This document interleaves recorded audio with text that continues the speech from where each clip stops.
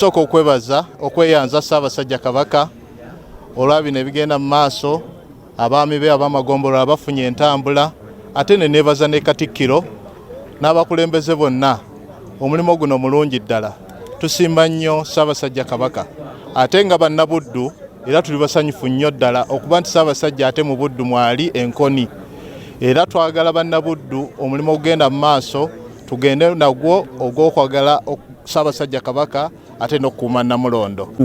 Kawooya Peter Paul Kikonyogo, Ssaabasajja gwe yasiima mukulemberereko eggombola ye eya Mutuba Mwenda Mulagi eri mu Ssingo. Tubadde n'okusoomoozebwa okutuuka ku bantu ba Ssaabasajja Kabaka kubanga eggombolola nnene erina eggombola za gavumenti eya wakati bbiri, okuva ku kyalo ekimu okutuuka ku kirala kibadde kizibu.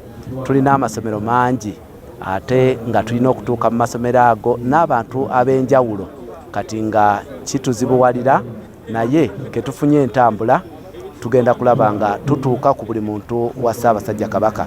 Twebaza Ssaabasajja Kabaka olw'okutuwa entambula eno, era mpera nti tugenda kukola okutuuka okufufunyala omugongo naye nga tutuusizza ku bantu ba Ssaabasajja Kabaka amawulire gonna agakwata ku by'obulamu, ebyenjigiriza ate n'ebyenfuna, tulabe nga enfuna y'abantu ba Ssaabasajja Kabaka ekyukako. Ssaabasajja Kabaka zasimye okutuwa nga tazitwadde kugenda kunywerako omwenge wabula okukola emirimu naddala okutuusa obubaka mu by'obulamu. Ssaabasajja ayagala abantu be nga balamu. Batukubiriza ekitwa Katikkiro atukubiriza okukwata pikipiki ezo tuzikozese bulungi nga tuka ku bantu ba Ssaabasajja Kabaka nga tubakuutira okwekuuma n'okwekebeza obulwadde bwa siriimu, wadde nga lona abakwatiddwa tubakubirize okumira eddagala, okukola obutaweera, okuzza nnyaffe Buganda ku ntikko ate n'okukuuma obumu. Pikipiki ezo zituweereddwa nga tugenda kukola emirimu gyatuweera mu maaso ga Ssaabasajja Kabaka, nti olaba tukabira mubikire naye kuno batwadde pikipiki gunaabula akola ki asala. Tugenda kutambuza emirimu gya Ssaabasajja Kabaka n'okukuuma ekitiibwa kya Ssaabasajja Kabaka awamu n'Obuganda. Okusoomoza bulwadde nakwo kwe kutambula okutuuka nnyumba ku nnyumba ddala nga tunoonya oluwalo.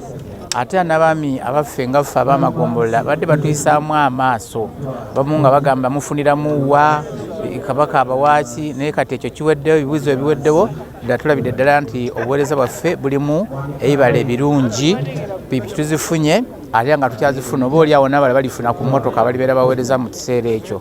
Okwo kubadde kusomezebwa kunene olw'okuba ntubadde abantu batulaba ng'aba bulijjo, naye katufuusa abantu era ab'omuwendo kuba ate batambuza obugaali katukuba tugenda kutambuza pikipiki tutuuke buli kanyomero kamagombolola.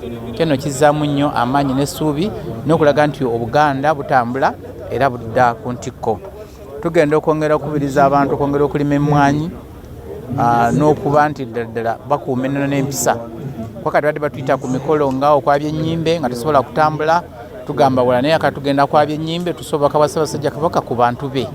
Tugenda okulambula abalwadde n'okugenda mu malwaliro okulaba biki ebifaayo n'emirimu gikolebwa gitya, mpozi n'okwongera okusaba Bukalimpitawa tubugabire abavubuka basobole okwongera okwekuuma obulwadde bwa mukenenya.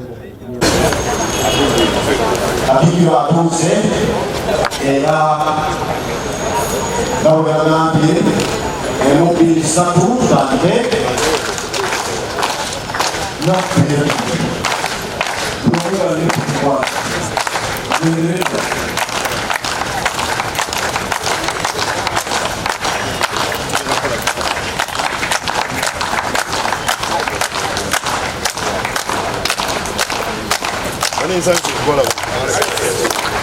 mwebali emirimu gya Kabaka mwebalire ddala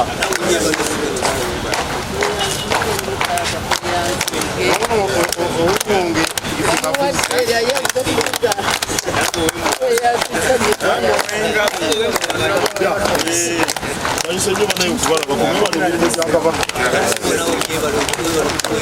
mwebalire era kuba bagumu kubanga mutagituukiriza eno waggulu tikijja kutambula tusanyuse nnyo okumalamu Kabaka pikipiki abawadde empya tukutuku tezitambulanga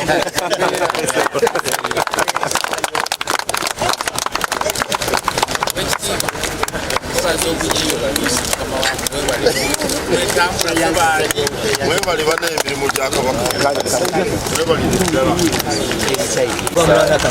ntuba munaana kasaali ku lw'abalala bonna abaami abaliwo mukwasa pikipiki eno Kabaka gyamuwadde olw'okunyigiza emirimu gyamukwasa.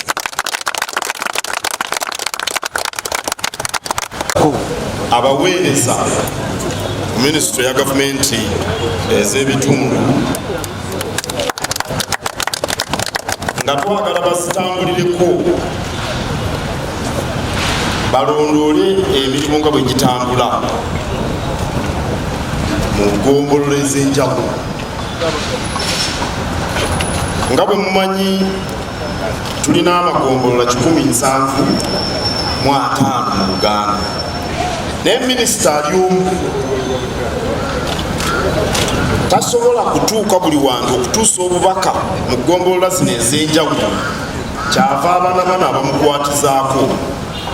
Naye nabo Kabaka ayagala bakole bulungi emirimu bagituukirize nga balinnya pikipiki eno empya tukutukutukutu batalaage mu magombolola batuuse obubaka balabe emirimu begitambula bakomewo bategeeze minisita naye ategeeze Katikkiro ategeeze Ssaabasajja Kabaka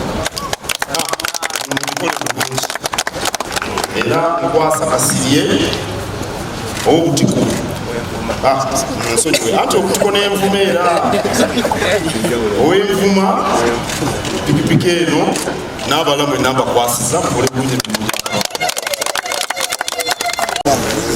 Mwebalire ddala ddala kale so mwebali bannaabo mwebalire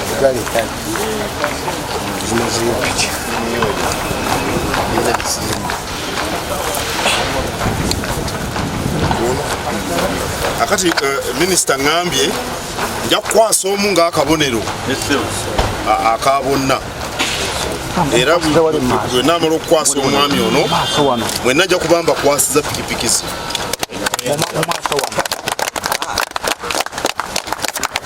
Mujjukira bwe twava mu kudduka emisinde mu mwezi ogwokuna waliwo abaami ab'amagombolola abakwasibwa pikipiki ne wabaawo abasigalira tezigula ssente ntono nnyo ndowooza nammwe mukimanyi naye ne tubasuubiza nti tujja kubakwasa pikipiki abana abasigalidde. Ekigendererwa naddala ku misinde nsonga ya byabulamu ate naddala mu kulwanyisa akawuka akaleeta mukenenya. Tubakwasa pikipiki zino nga Ssaabasajja ayagala mutalaage eggombolola zammwe mugende mumiruka mutugene ku byalo. Omwami ow'eggombolola yasinga okubeera okumpi n'abantu, kyentegeeza mu baami abakulu kubanga n'ab'emiruka gye bali n'abatongole, naye okuvaawo omutendera gw'obwami guba gulinnye. Naye ow'eggombolola amanyira ddala ebyalo ebyo byatwala. Tubakubiriza mulinnye pikipiki zino mugende mu byalo mubuulire naddala ffe abasajja tube basaale okulwanyisa akawuka akamukenenya, tutaase omwana ow'obuwala. Abantu mubabuulire siriimu engeri gyakwata naddala abavubuka